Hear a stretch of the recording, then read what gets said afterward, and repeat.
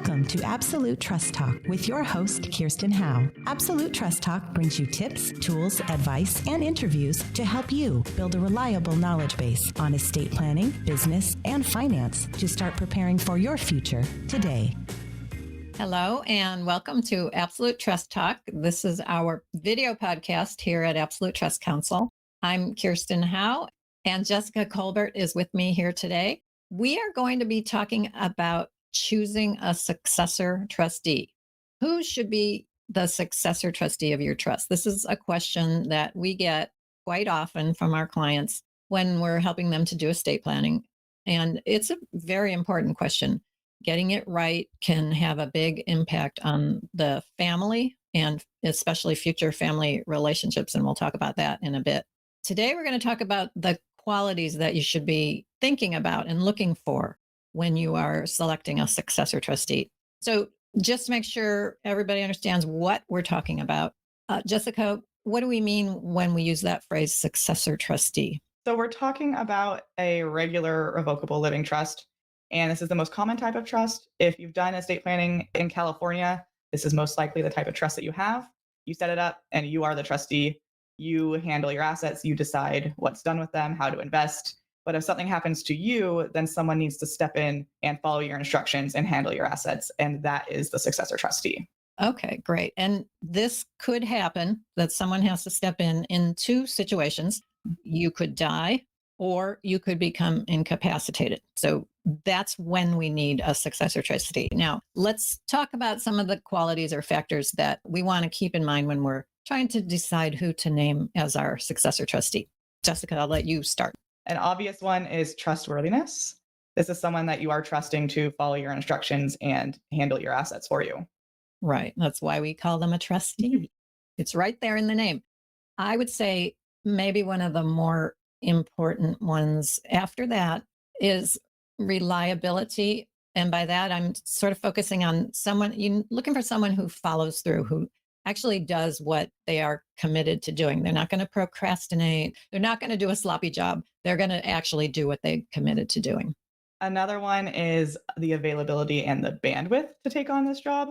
It does take a lot of work, and someone who is maybe already juggling raising young kids while also having a super demanding job, they might just not have the bandwidth to take it on. Yeah, this is a really important one. People don't realize how much work this job can be until they get, elbow deep in it. And it's very important to bear that in mind, that maybe you're thinking about naming a child. Take a look at what that child's life is already like. Another one that we sort of have people ask about, does it matter where my trustee lives? Does the geography matter? And I would say it's not critical. We have a lot of successor trustees that we work with who don't live in California. The job can be done remotely. In the case of incapacity, it might be better if the trustee was geographically, desirable, but I don't think that's a critical aspect. Do you, Jessica? No, the job can be done for the most part remotely. Yeah. Okay. But what would you say about legal or financial experience? Sometimes we have that conversation with clients, like this one child has a lot of financial experience, this other one has none, so I'm picking the first one. Yeah, having that kind of experience can definitely be a plus, but it's not required at all. And your successor trustee not only can, but should consult with professionals such as an attorney, a CPA, a financial advisor if needed. So they don't need to personally have that experience because they can and should be consulting with people to help them with that. Right. Which I guess brings me to one final quality that's a little more nuanced, I guess, is that you want to look for someone who's not all caught up in their own ego or status. In other words, who has the ability to recognize when they don't know everything and they do need to rely on someone for some help, like talk to an attorney. Don't assume you know everything and assume that you're going to do it correctly, because a mistake can be costly for the whole family. All right. I hope you got a lot out of that. And we're going to continue this conversation in our next episode. So we look forward to connecting with you next time. Thank you for joining us today for another episode of Absolute Trust Talk Live. If you enjoyed listening in, then don't forget to subscribe. You can find us on Apple Podcasts or wherever you may listen by searching Absolute Trust Talk. While you're there, we would also love for you to leave us a review. And then why not share your favorite episodes with family, friends, or colleagues too? You can find all of our shows and corresponding show notes by visiting absolutetrustcouncil.com. You'll also find a variety of other free resources, including our ebooks, videos, blogs, presentations, and more. If you need help with your estate planning or administration, we also offer a free discovery call to help get the process started.